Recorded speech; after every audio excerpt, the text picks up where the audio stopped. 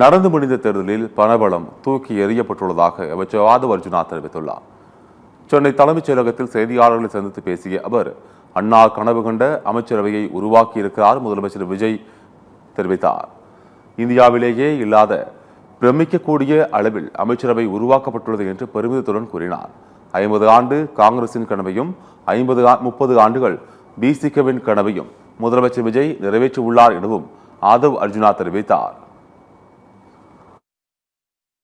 அதற்கு முதலமைச்சர் அவர் சொன்ன மாதிரியே ஒரு கிளீன் கவர்மெண்ட்டை, அது எவ்வளவு பெரிய சாதாரண விஷயம் இல்ல. ஒரு 50 வருஷமா ஒரே சிஸ்டத்துல, முன்னாடி போன ஆட்சியில இருந்தவங்க அதிமுக இருக்கும்போது 10% இருந்தது, அதிமுக வந்தவொடனே 12% தான் மாத்தினாங்க. எதுவுமே மாத்தல. இன்னைக்கு 0% முதலமைச்சர் குடும்பத்துக்கு எதுவுமே இல்ல, முதலமைச்சருக்கு எந்த விதமான பார்ட்டி ஃபண்டும் கிடையாது, அமைச்சருக்கு எதுவும் கிடையாதுங்கிற ஒரு அரசியலையும் ஒரு நிர்வாகத்தையும் எப்படி உருவாக்கிங்கிறத நாங்கள் பதிவு பண்ணியிருக்கிறோம். நீங்களே மீடியாவே நீங்க போய் அனலைஸ் பண்ணுங்க, எல்லா டிபார்ட்மெண்ட்லயும் போய் அனலைஸ் பண்ணுங்க. அதனால இந்த ஒரு பெரிய விஷயத்தை 50 வருஷங்களாக எந்த விதமான அரசியலும் உருவாக்கல. அதில் நாங்கள் ஒரு நிமிர்ந்த பார்வையுடன் சொல்லுகிறோம்.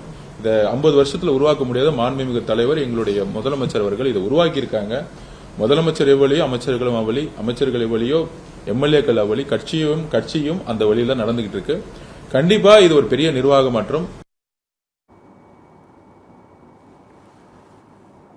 பிசிக விமர்சித்த திமுக துணை பொதுச் செயலாளர் ஆர் ராசாவுக்கு கண்டனம் தெரிவித்த அமைச்சர் ஆதவ் அர்ஜுனா, திருமாவளவனிடம் ஆர் ராசா மன்னிப்பு கேட்க வேண்டும் என்று கூறினார்.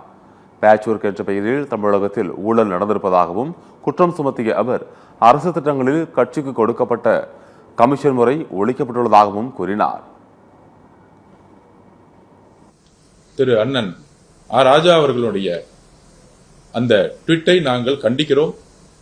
அதற்கு பயங்கரமான மன்னிப்பு தமிழக மக்கள் மீதும் விசிகே தலைவர் அண்ணன் திருமாவளவன் மீதும் அவர்கிட்ட மன்னிப்பு கேட்கணுங்கிறது எங்களுடைய கோரிக்கை.